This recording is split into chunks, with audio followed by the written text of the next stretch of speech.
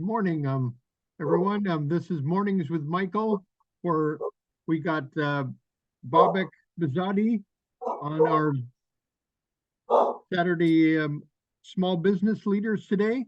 Um, Bob has been operating a plumbing business for about 28 years with BBC Router and Plumbing Services.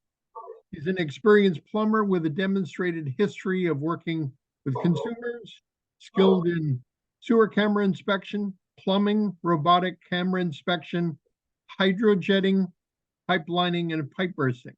Bob has 3 trucks with 3 plumbers, and we want to welcome to the show, Bob. Thank How are you. Thank you for Bob? having me. Thank you, Michael. Thank you for having me. It's a pleasure. We've known each other for quite a few years, and it's great to have you on the show.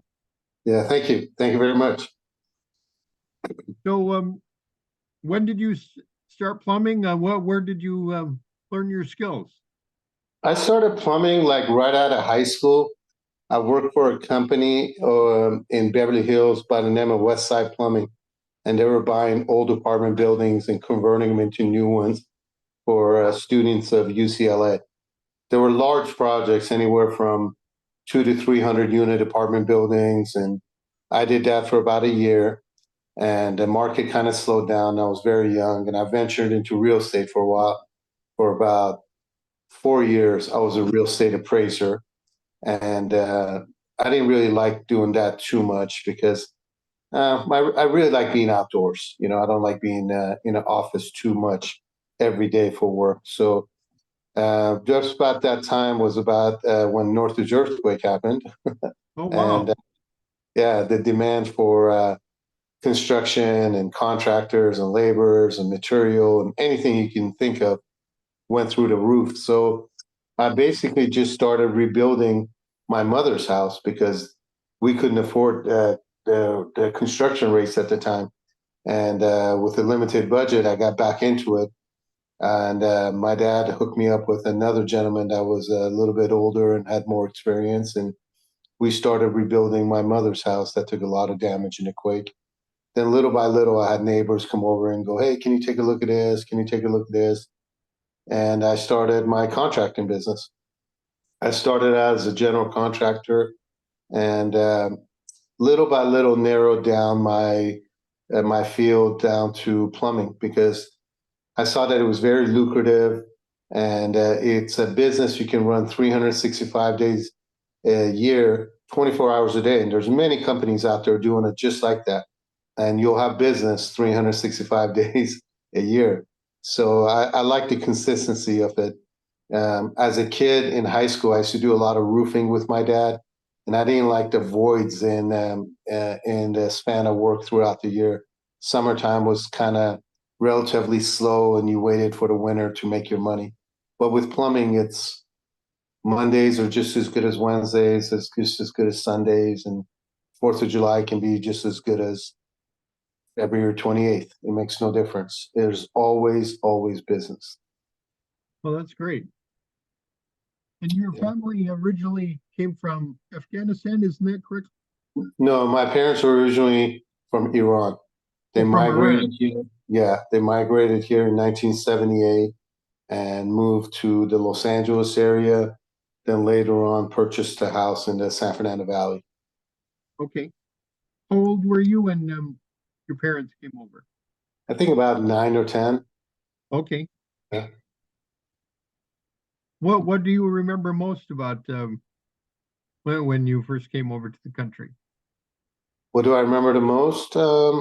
Just how big everything was, how nice the schools were, the amount of uh, options you had in school. Like you could play any sport anytime, and just how everything was readily available, pretty much 24 hours a day, around the clock. And Uh-huh. really nice people. Well, I've always had a good experience living out here, and this is what I call home now. That's awesome. Yeah. So, what do you think was the first tool that you got in your business? The very first tool that I got in my business, believe it or not, was a pair of channel locks. I remember that vividly. I was working for a company in the San Fernando Valley, a large outfit, and they were 24-hour outfit. And I started as a laborer for them when I got into the plumbing business again. And I remember the very first thing you needed was a pair of channel locks, and I went over to Sears at the time and I bought a set, and that was a very proud set of my first set of plumbing tools. To this day, but I think it's top three tools that's essential in your truck. Awesome. Well, what do you like most about plumbing? I like the fact that you really get to help people. If you study plumbing, the history of it, plumbers have done more to save lives than any other technology, any other medicine. The biggest killer of people just a little over 100 years ago was dirty water, as it is around most of this planet right now.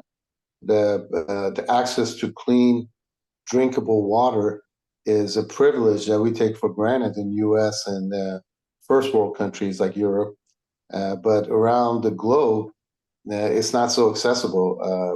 People are constantly getting sick by unfiltered water, lack of sewer system, lack of sanitation, and just like a real sewer treatment plant that we have in U.S. that is lacking in around the world. Hmm. So what's your favorite tool to use in the business? My favorite tool to use in the business, God, it's hard, but definitely like my trenches tools. Every time we Mhm. run those tools, it's very lucrative, and it's still fascinating to me this to this day watching a pipe bursting machine replace 50, 60, 80 feet of line without excavation, only two pits. It still blows my mind every time I see it. It's um, it's somebody's imagination that manifested, and it's one of the most amazing tools if you ever get a chance to see it. I mean, of course you have, but the people Mhm. watching it, if you ever see the chance to see it in use, it's truly amazing. It's truly an amazing tool. I like using that. Then our everyday tool that I would say that I like using is the hydrojetter.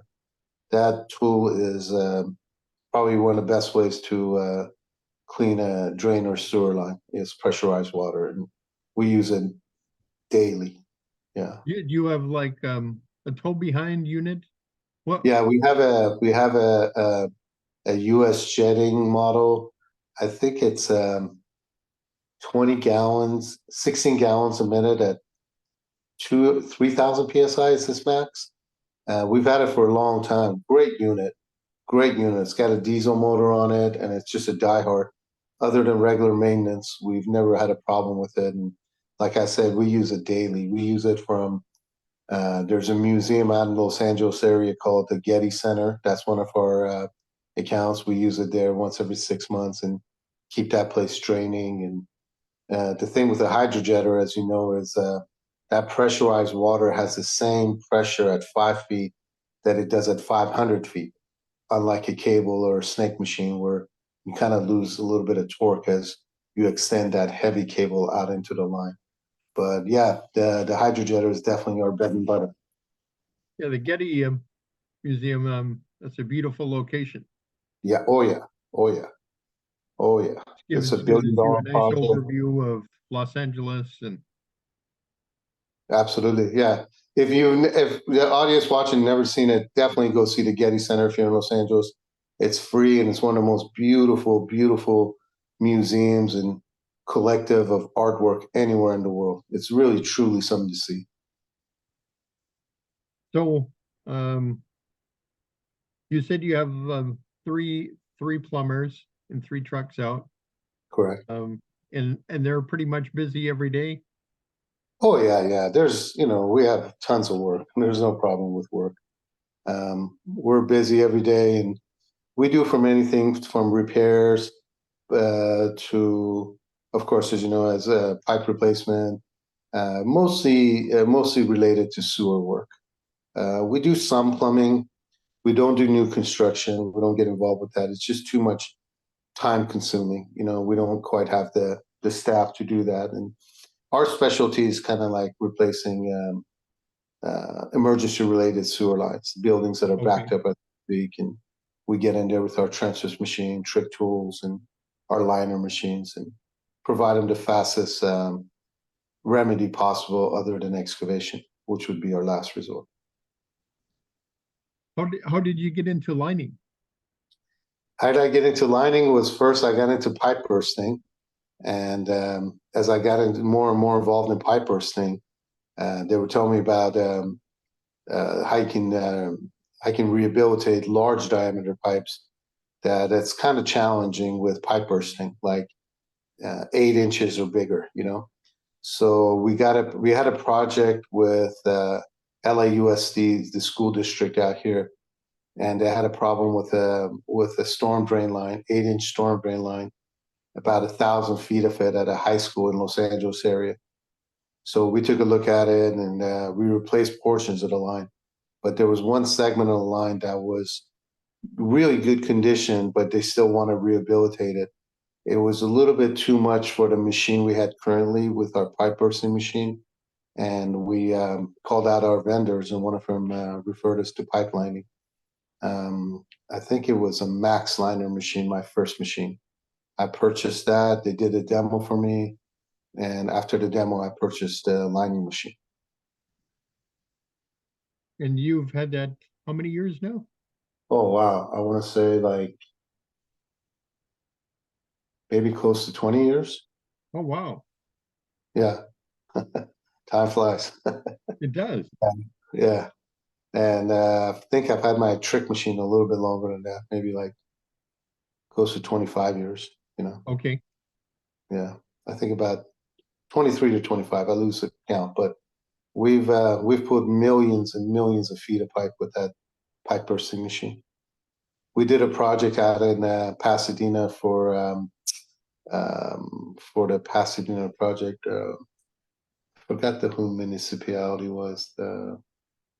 And there was it was the 210 project where for the longest time Pasadena wanted to have purchased homes in the 50s and 60s in the city of Pasadena and Alhambra about to the tune of 2000 where they wanted to extend the 210 freeway. And there was a major lawsuit for years where the city of Pasadena fought them. Then they wanted a freeway, massive freeway going through the middle of their city. But meanwhile, they had rented all these homes, and these homes need maintenance, and these homes are pushing. Those homes in Pasadena, I think, were built in the 20s, so I think they were pushing about 80, 90 years old, to the tune of where everything on the house has been changed. You've changed the roof at least 5, 6 times. You painted a dozen times. You've done several remodels throughout the house, maybe a new kitchen, but your sewer line is original to the house. So they had contracted us, and we did about, I want to say 500 homes over the span of 3 years, mostly pipe bursting. Some pipelining, but mostly pipe bursting. So that was really a nice project that we got into just because we had that tool at the time. What would you say is like a challenge that you had in your business that you had to overcome and just enlightened or kind of changed your business? I think like the biggest challenge was keeping up with the technology that's out there. Um, my first piece of real technology I bought in plumbing was the pipe bursting machine from Trick, and the learning curve on that, learning the personality of machine, learning what it can do and what it cannot do, and that learning curve was a bit of a challenge. Then the same with pipelining, same with hydrojetting. Um, they all have a learning curve of where maybe you have a particular job that you want to finish out, and it's outside the norm, and you're maybe asking your equipment to do things you've never done before, or it's sort of like guesswork. I wonder if it's going to work. I wonder if it's not going to work. Those things can be challenging, but when you challenge yourself, that's when you grow in your business. Because if you just keep on doing the same thing every day, not only you're not growing, you're going to grow bored with your business. And that's one thing I always wanted to do, just for myself as an entrepreneur and for my guys out in the field, is to keep it fresh. And that kind of technology, buying trenchless equipment, buying hydrojetting machines, and now they have these new machine descalers that are just incredible. What you can do to cast iron pipe where you couldn't do 10 years ago. You can descale it and align it. Uh, it's just getting better and better, the technology that's out there, and that's been the biggest challenge, is keeping up with it, because as you buy these tools, you open another door to your business, and the business is going to grow. You're going to grow in that field because a lot of people aren't investing in that equipment. So if you do invest it, you set yourself apart. There's a learning curve. Your business grows, and you deal with the challenges of daily business, and maybe not attend those shows, and not keep up with the technology. I feel like I'm falling behind every day. I really feel that way. I feel like I need to do a better job of keeping up with what's out there. But those are the challenges every company goes through. Do you do any like training and continuous improvement with your employee, your Oh plumbers? yeah. Well, what kind Oh of yeah. process do you have in place? Well, right now we're getting everybody trained in ProPress by Rigid. That's Okay. really changing how fresh water is brought into any building or any structure. They're doing away with what's called, in the terminology of our plumbing business, sweating pipe, which is actually doing performing welds on every individual joint of that pipe. It's a very skillful kind of procedure, and it includes a butane torch. And a lot of the jobs right now we see right now with municipalities and school districts are actually calling out for ProPress. They don't want um, uh, fire inside of their commercial buildings, where if you're working on a pipeline or a fresh water system, you could potentially catch insulation on fire or anything that's flammable around you. From a risk factor, liability factor, the major big commercial buildings, the high rises, are demanding ProPress now instead of conventional sweating pipe. Oh, interesting. So Yeah. you've worked number of years in your business. Is there anything that you like to do to re-energize, do for fun, get away from the business? Um, I've been doing this for about 30 years now, so it's quite a bit of time I've been doing this. I still enjoy it. I really do. I still enjoy the business. Um, it's very lucrative still, and as the years you stay in it, you make more and more money as you age in the business. But recently we've been getting involved with real estate development. I have a project right now in Tehachapi, California, where I'm building a 2-unit commercial unit. It's our own project, and we're getting into smaller, like 4-unit apartment. We have 2 projects after that we're going to get involved with. And as a business person, I just believe that in any business you're in, if you don't continuously strive to grow, strive to get technology, new technology that's in every business coming out, if you don't try to evolve and grow, you will perish. You will get bored. Your skill sets will atrophy, and the new technology will pass you up. When I first bought my first trick trenches tool, I hadn't saved up enough money to put a down payment on the house at the time, you know, and my girlfriend at the time and me would plan on moving in and all that. I mean, we had big plans for that house, and a friend of mine at the time showed me a VHS tape of this how long it was, kind of like pre-internet almost, of the trick trenches tool. And the second I watched that tape in its entirety, I canceled escrow on the house and took my money and bought the trick system with it, because as soon as I saw that technology, I was like, if I don't have this technology in my tool bag, I'm not going to be able to compete as a plumber. If you've ever seen a trick tool or a trenches tool in work, there's no way manual labor or any kind of labor can compete with that. You can replace pipe without digging. You know how crazy that sounds in the plumbing world, but it's actually true. Then once we start introducing that service and explain the benefits of it to our customers, I remember one time we replaced 120 feet of sewer pipe at a supermarket in North Hollywood, California, while people were shopping, while people were driving over that sewer pipe. We were able to do that. We didn't damage the parking lot. We didn't damage anything. All we made was 2 trenches, and I think we were done that job the same day. I think we prepped it one day, and the following day we performed the job and finished it while they were doing business. Big business, shopping centers, and big businesses love that. They don't want their businesses disturbed for any reason. They're willing to pay a premium, but you got to come through for them. You got to work during off hours, and you got to do things that are outside the 9 to 5 hours, but you will be compensated for it. Right. Well, we really appreciate you joining us here today. Is there anything that we didn't cover that you'd like to share with us? No, the only thing is that I'm going to be soon teaching. I'm looking to retire in the next 5 years, so I'm looking to start a plumbing school in the Los Angeles area. Oh, wow. And if anyone is interested in learning plumbing, I'm trying to put together a program right now with LAUSD, where the kids that don't want to go to college like me and are looking to get into a trade where they can make money within the next 6 months to a year, I can offer them, teach them how to do plumbing, and possibly give them job placement afterwards. Because as a contractor, we all want to work with people that have a little bit of knowledge of the plumbing tools and how they work. So you're not starting from scratch. You can train somebody like that. And I'd like to show that to the younger generation coming up, because unlike a lot of older contractors in this field, I'm never going to talk bad about my industry. It's given me everything I have.